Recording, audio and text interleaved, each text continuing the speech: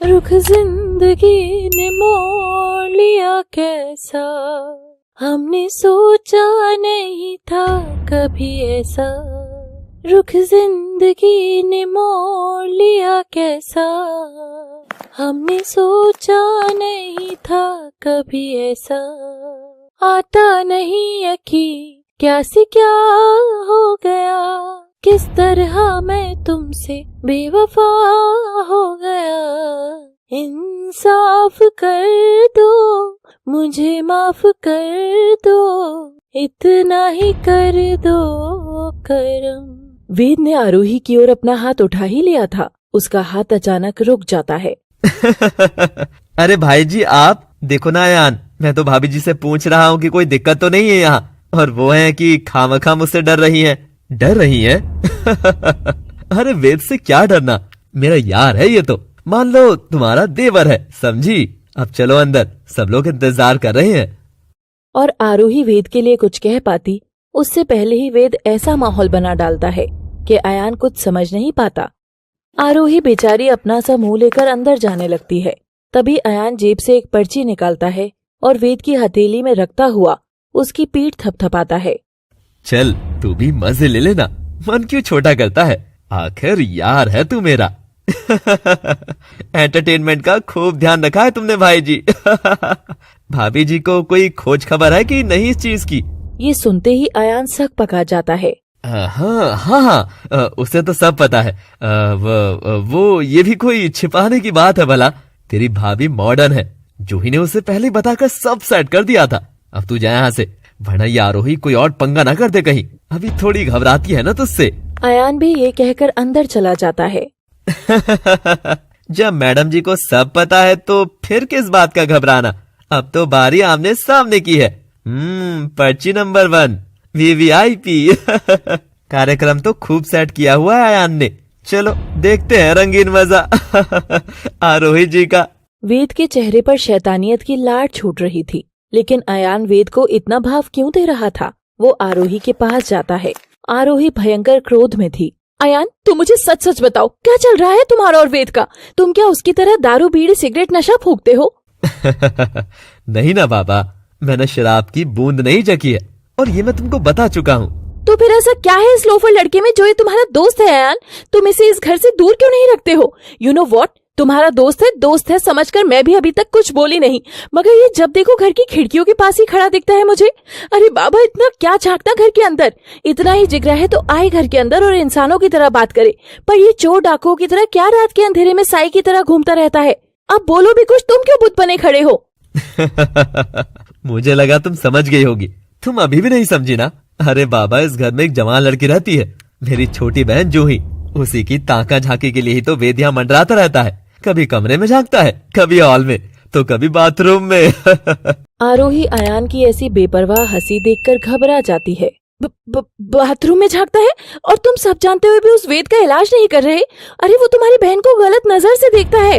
अयान आरोही का हाथ जोर से कस के थामता है और उसे अपने करीब करके उसकी आंखों में देखता है। बस बहुत हुई है जासूसी। जब आदमी के पास खूब पैसा हो ना, तो उसकी नजर गंदी नहीं होती, अमीर होती है। वेद रईस है, उसका मेरा दोस्त होने के लिए बस इतना ही काफी है।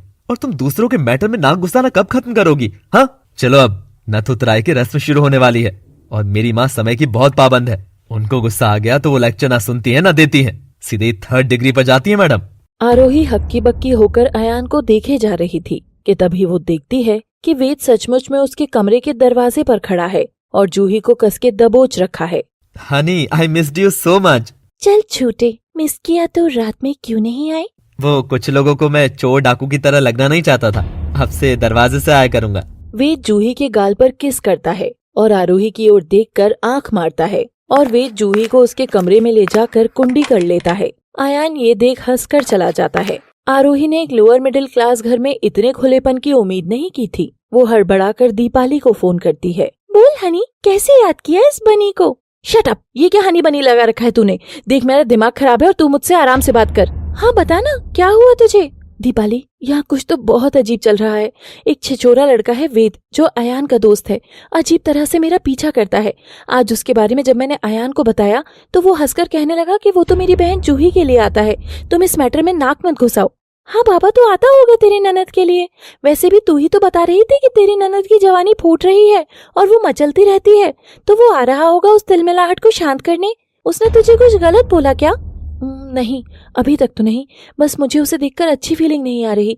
जैसे हम लोग टीवी में देखते हैं ना कि एक लड़की के पीछे कोई साए की तरह पड़ा है और फिर लड़की को पता लगता है कि कोई तो अनहोनी होने वाली है। एकदम वैसी ही फीलिंग आ रही है, जैसे ये लड़का मुझसे अब मेरा सब कुछ छीनने के लिए आया हो। बस बस थाम ले अपनी ये गाड़ी। ये बड़े घर की लड़की है, जब सब कुछ अच्छा मिल जाए तो पचा नहीं पाती ना। अब पहले इनको परियों जैसी लाइफ चाहिए थी, लेकिन वो नहीं तो अब इनको सीरियल जैसी लाइफ चाहिए। धत, अयान जीजू ने क्या कहा है कि तू दूसरों के पंगों में नाक घुसाना बंद कर दे और घर में ज्यादा इन्वॉल्व हो। नई बहू है, नवेली बीबी है, तो चाम फैलाना अपना, समझी? ओ शिट, मैं कैसे भूल गई कि अभी मेरी नथ उतराई की रस्म है। नथ उतराई? नथ पहनाई तो सुना है, उतराई क्या होगा? कहीं तेरी सास तेरे जेवर तो नहीं हड़पने वाली? खैर तेरे पास है ही क्या जो वो लेगी? दानवीर कर्ण ने सब कुछ पहले ही जुदान कर दिया। चल मैं अभी जाती हूँ बाहर, औरतें आने वाली होंगी, मैं तुझे बाद में बताती हूँ। सच में अजीब ही बात है। बता, कोई रस्म रात में हो ऐसा सुना है क्या? पर जो सासू माँ कहेंगी वो तो बहू रानी को करना ही होगा ना। चल बाय। आरोही फोन रखकर फोन वहीं बिस्तर पर गिराकर वहां से बाहर आती है। उधर दीपाली आरोही की पगली बातें सुनकर अपना माथा पीट लेती है। जल्दी कहीं की, इसका क्या ही होगा जब मैं ना होंगी। वैसे ये नथ उतराई क्या चीज है bro? Let's Google it. Google के पास है सबका जवाब। और दीपाली गूगल पर डालती है व्हाट इज नथ उतराई की रस्म। जैसे ही गूगल दीपाली को सर्च करके दिखाता है, उसकी आंखें फटी रह जाती हैं।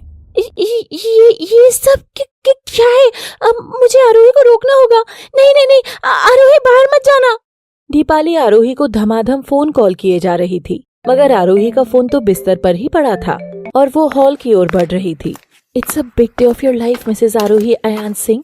ससुराल की पहली रस्म। I am happy. दीपाली ने भी सही कहा कि जब आग दूसरी जगह लग रही है तो मैं मेरा रिश्ता क्यों जलाऊं? कितनी खुश लग रही है आरोही। अपनी साड़ी का पल्लू लहराते हुए जगह जगह लगे आईनों में खुद को झांक रही है। बालों की लटों को कान के पीछे करते हुए संवार रही है।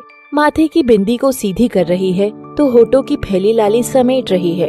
तुम्हारे थे, तुम्हारे हैं, तुम्हारे ही रहेंगे हम। तभी आरोही देखती है कि उसकी सास मेघना उसे देखकर मुस्कुरा रही थी।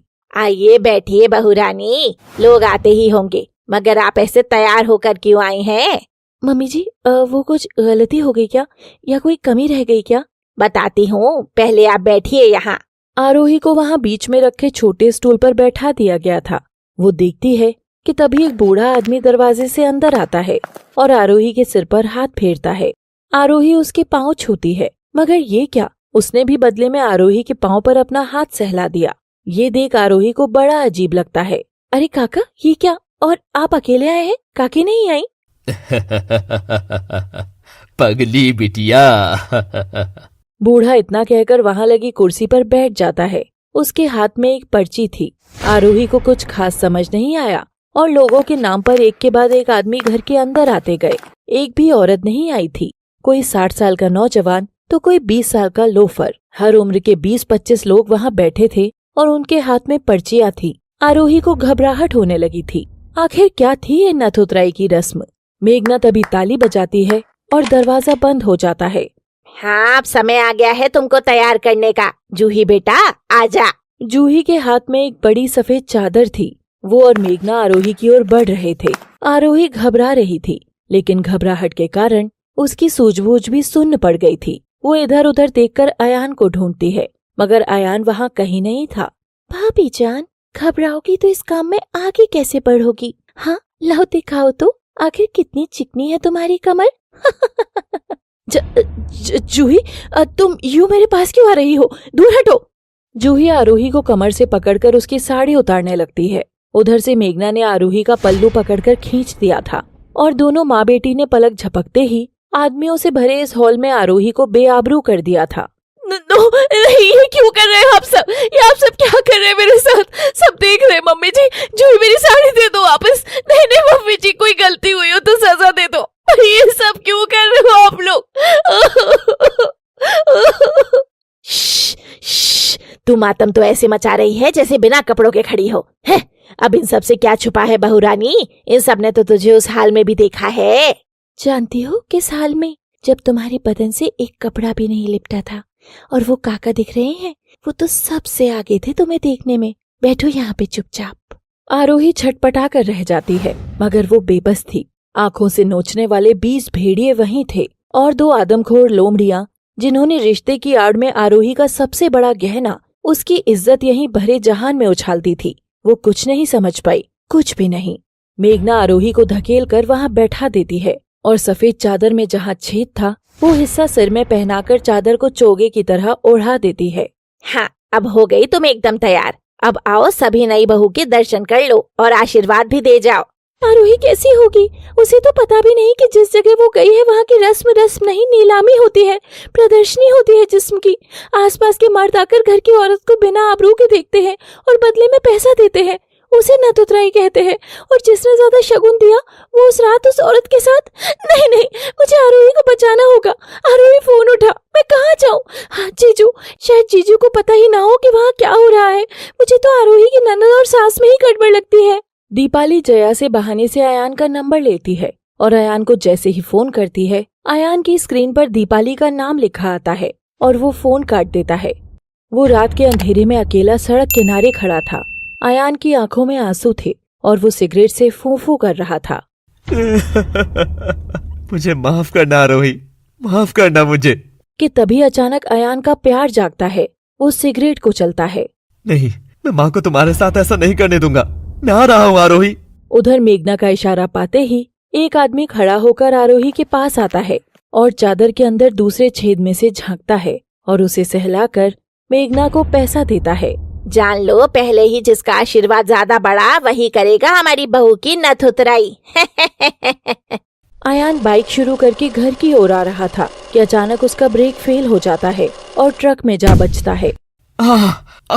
आरोही।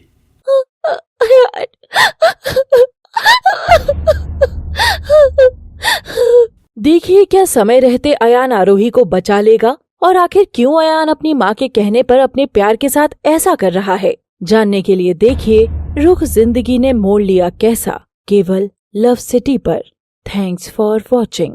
Please do like, share, subscribe and comment. Arohi Arohi Arohi, आखिर ऐसा क्या है आरोही में? लड़कियां तो और भी है ना? जो आरोही में है वो सब में कहाँ? वो पहनती है लव सिटी के स्पेशल रिकमेंडेड कपड़े। मेरी आरोही देती है फैशन को नई पहचान, इसीलिए बनती है वो खास। तू क्यों मुंह लटका रहा है? तेरी बंदी के लिए भी खरीद लेना आरोही जैसे कपड़े। क्या? पर मैं कैसे? बस वीडियो से जुड़ी लिंक पर जाकर अपने पसंद के प्रोडक्ट उठाकर। अरे मेरी आरोही कहाँ चली गई? आरोही आरोही, इधर आना। बता ना आरोही, ये सूट कहाँ से लिया? बड़ा महंगा लग रहा है, लग भी बड़ा सुंदर रहा है। महंगा? महंगा नहीं बाबा, यूं पूछ इतना सस्ता कहाँ से लिया है? यही ऑनलाइन ही। ये लिंक है ना बाबा इस सूट का। अरे यही सूट नहीं, मेरे हर सूट में है इतना दम, मगर दाम है एकदम कम। तो दोस्तों, अगर मुझ जैसा लुक चाहिए और मेरा किरदार बनकर घूमना चाहते हैं तो लिंक पर जाकर कुछ भी मंगाइए ना। अरे बाबा, रील्स देखना बंद करो और शॉपिंग करो। लड़के अपनी बंदी के लिए खरीदे और लड़कियां अपने बंदे के लिए। So keep shopping.